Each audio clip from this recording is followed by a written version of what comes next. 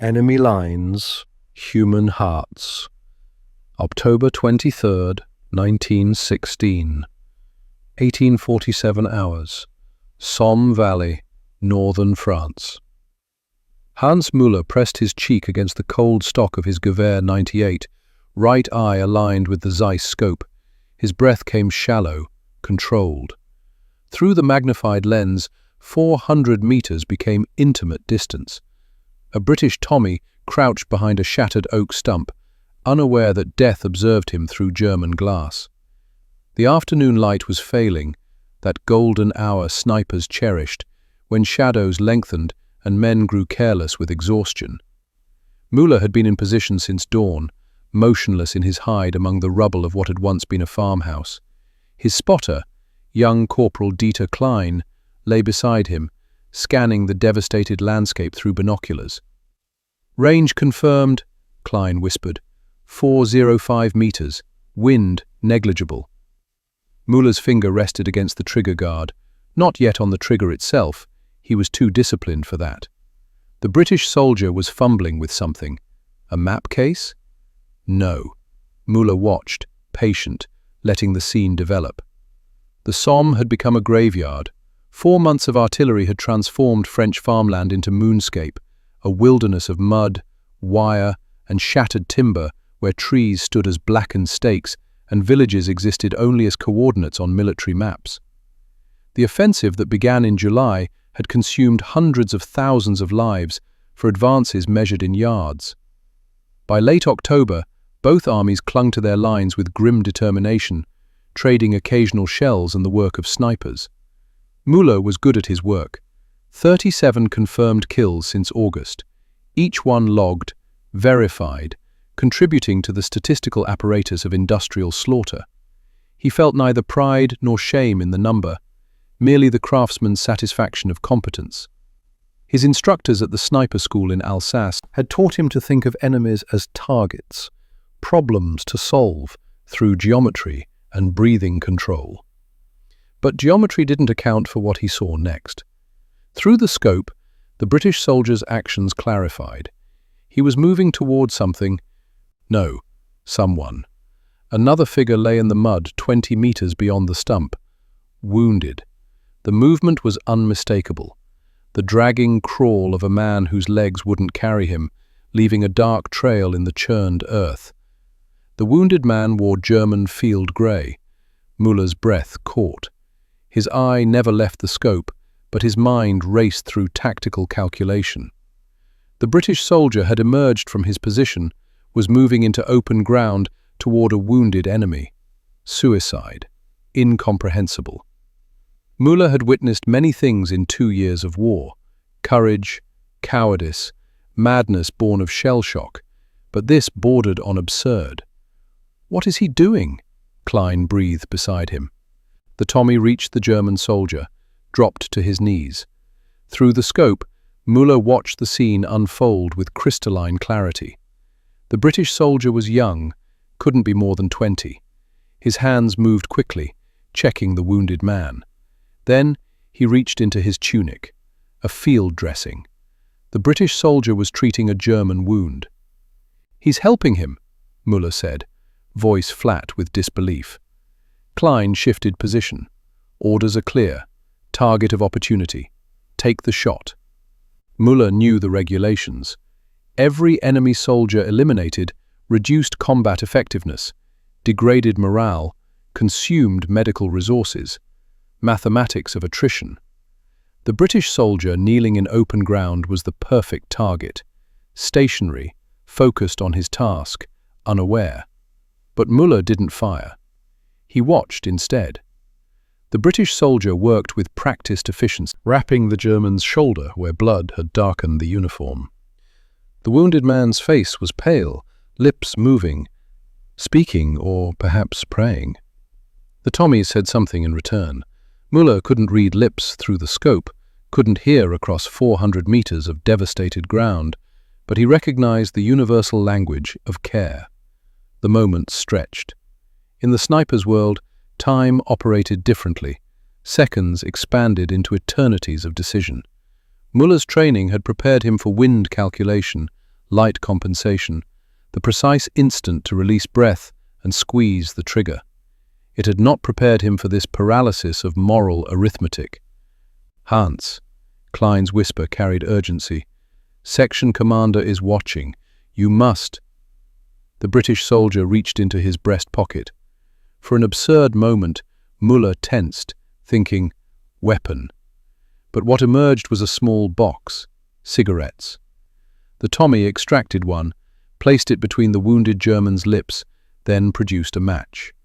Muller watched the tiny flame spring to life, watched the cigarette glow orange as the German drew smoke, watched the British soldier light a second cigarette for himself, sitting back on his heels beside his wounded enemy, both men sharing a moment of humanity amid the machinery of death. Something in Muller's chest compressed, then released. He'd killed 37 men, each through a scope, a distance where faces became simply parts of the sight picture. Clean, mechanical, necessary. But this, watching this small act of compassion, reminded him that numbers on kill logs had been men who might have shared cigarettes with enemies if given the chance. "I don't have the shot," Muller said quietly. Klein's head snapped toward him. "You have perfect.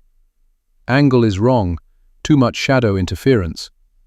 The lie came smoothly, professionally. "Target is compromised."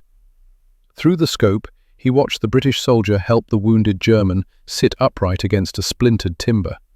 They smoked together, enemy soldiers sharing tobacco while the war paused around them. The Tommy kept glancing toward his own lines, clearly aware of his exposure, but he didn't leave. Not yet. Not until the cigarette was finished. Minutes passed. Full dark was coming, bringing with it the relative safety of night. The British soldier finally rose, said something final to the German, then began moving back toward his lines, not running, but walking upright, with strange dignity, as if daring the universe to punish his compassion. Muller tracked him through the scope, crosshairs centered on the man's back. The shot was simple, textbook. Everything in his training screamed, "Now!" His finger remained outside the trigger guard. The Tommy reached his position behind the oak stump, dropped into cover, and disappeared from view. The wounded German remained where he'd been left, smoking the last of his cigarette in the gathering darkness. "Record no hostile activity this sector," Muller said, pulling back from his rifle. "Light insufficient for engagement." Klein stared at him, understanding and confusion mingling in his expression. They'd served together for 8 months. Klein had seen Muller take shots in worse conditions, at greater range, with less certain outcomes. But the corporal was young enough to still respect certain mysteries, and old enough to recognize when questions should remain unasked. They maintained position until full dark, then withdrew through the ruins toward their own lines. Muller never mentioned the incident in his log.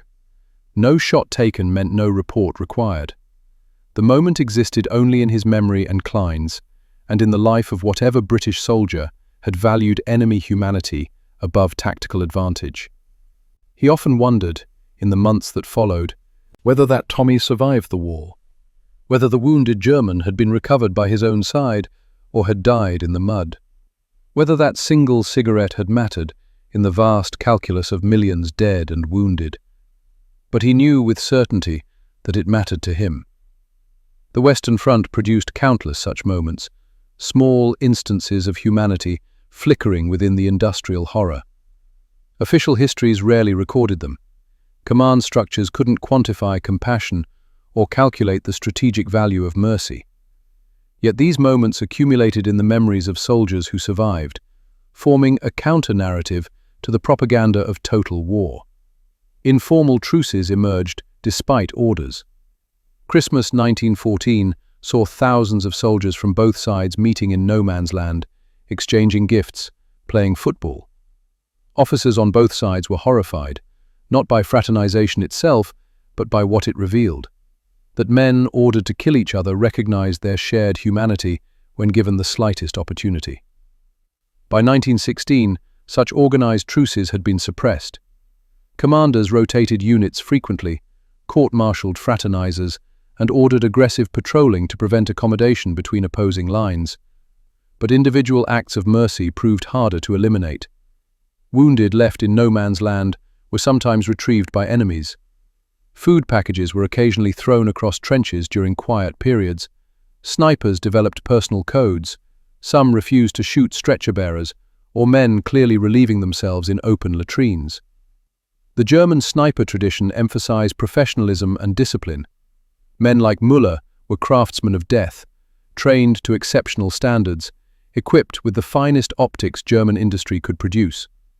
They were expected to operate as surgical instruments of military policy, removing enemy officers, artillery observers, machine gun crews with precision and efficiency. But precision created intimacy. Unlike artillery crews firing at coordinates or infantry assaulting through smoke and chaos, snipers saw their targets as individuals. Through their scopes, enemies gained faces, habits, humanity. Some snipers hardened themselves against this intimacy, cultivating emotional distance through dark humor and deliberate dehumanization. Others, like Müller, found themselves confronting questions that military training couldn't answer. What price does one man's life hold against the possibility of future deaths he might cause? If the British soldier Müller spared went on to kill Germans in subsequent battles, was the mercy morally bankrupt? If he survived the war and lived another 60 years, raised children, contributed to his community, did that justify the decision? Müller never learned the answers. He survived the Somme, fought through 1917, was wounded at Passchendaele and invalided home. After the armistice, he returned to his profession as a clockmaker in Munich, translating his sniper's precision into the delicate mechanics of timepieces.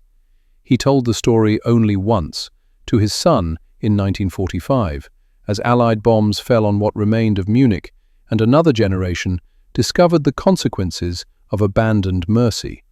The son remembered it decades later, recording his father's words for a local historical society researching individual experiences of the Great War. "I killed 37 men," the old sniper said, hands trembling with age more than emotion. "I remember the number but not the faces, except one face I didn't see clearly. The British soldier who lit a cigarette for a wounded enemy. Him I remember. I think perhaps that's the only one that matters." The incident raises uncomfortable truths about warfare and human nature. We construct elaborate frameworks to justify organized killing, national defense, following orders, protecting comrades. These frameworks are necessary. Soldiers cannot function in a state of constant moral crisis. But they're also fragile, vulnerable to moments when the enemy reveals himself as fundamentally similar to ourselves. The British Tommy, who stepped into open ground, wasn't naive about warfare. He understood the risk. Snipers haunted the Somme landscape. Every soldier knew that exposing yourself meant death. Yet he chose compassion anyway, weighing one wounded man's suffering against his own survival, and finding the calculation favored mercy. Hans Müller, watching through his scope, faced a parallel choice. His training, his duty, his nation's interests all dictated one action. 37 previous targets had proven he could execute that action without hesitation. But witnessing an act of profound courage, the courage not to kill when killing was expected, created space for his own moral agency to surface. Both men exercised the most human of capacities, the ability to choose differently than circumstance demanded. In doing so, they demonstrated that even within systems designed to eliminate individual moral choice, moments of decision persist. The soldier who lit the cigarette chose compassion. The sniper who watched chose mercy. Neither action changed the war's outcome. Millions still died. The Somme still consumed entire generations. But outcomes aren't the only measure of meaning. In 1968, researchers studying veteran psychology interviewed thousands of former soldiers about their wartime experiences. A pattern emerged. Men rarely spoke with pride about kills, even legitimate combat actions. But they returned repeatedly to moments when they'd chosen differently, when they'd spared a wounded enemy, shared rations with prisoners, or helped civilians caught in combat zones. These moments seem to matter more in retrospect than any tactical success. They represented points where men had reclaimed agency within a system designed to reduce them to interchangeable components of military machinery, where they'd acted according to personal moral codes rather than institutional imperatives. The cigarette shared between enemies in October 1916 lasted perhaps 5 minutes. The impact on military operations was precisely zero. Yet it resonated across decades, through one sniper's memory into recorded history, because it captured something essential about human possibility, even in humanity's darkest constructions. We build systems of tremendous sophistication to organize collective violence. We train soldiers to extraordinary levels of competence in killing. We develop technologies that increase the efficiency and scale of death. But we cannot fully eliminate the individual human capacity to recognize another's humanity and respond with mercy. That capacity remains dangerous to systems that depend on dehumanization. It threatens the psychological mechanisms that enable soldiers to function in combat. It complicates the moral clarity necessary for sustained violence. Perhaps that's why such moments are rarely recorded in official histories, why they survive primarily in personal testimony, why they emerge in veterans' memories decades after battles have been analyzed and lessons codified. They represent warfare's uncomfortable truth, that mercy and murder can coexist in the same human heart, in the same moment, separated only by choice. Somewhere in the Somme Valley, beneath farmland returned to cultivation after years of gradual reclamation, lie the remains of tens of thousands of soldiers who never came home. The mud that claimed them has long since dried and been ploughed under. Trees grow where shell craters once pocked the earth. The splintered oak stump behind which a British soldier crouched no longer exists. But the choice made in that moment, two choices really, one to show compassion and one to honor it, persist in the historical record. They remind us that even in contexts of absolute horror, spaces for moral agency remain, that soldiers are not simply instruments of state policy, but human beings capable of recognizing and valuing human life, even when ordered to destroy it. Hans Müller died in 1972, his story preserved by a son who recognized its significance. The British soldier's identity remains unknown, one of millions of Tommies whose individual acts were subsumed into the vast anonymity of industrialized warfare. Perhaps he survived and told no one. Perhaps he died in subsequent fighting, his moment of courage unrecorded and unmourned, except in the memory of an enemy sniper. What remains certain is this: on October 23, 1916, in the devastated landscape of the Somme, two men chose differently than the war demanded. In doing so, they proved that humanity persists even where every system conspires to destroy it, that mercy is possible even in the geometry of crosshairs, that a cigarette shared between enemies can matter more than 37 confirmed kills. The choice to spare a life, like the choice to risk your own for an enemy's comfort, doesn't end war or prevent future atrocities, but it marks a boundary, a point where individual conscience supersedes institutional imperative, where recognition of shared humanity trumps efficient violence. In the end, perhaps that's the only victory available to soldiers caught in unjust wars, the small, private triumph of remaining human when everything conspires to make them otherwise.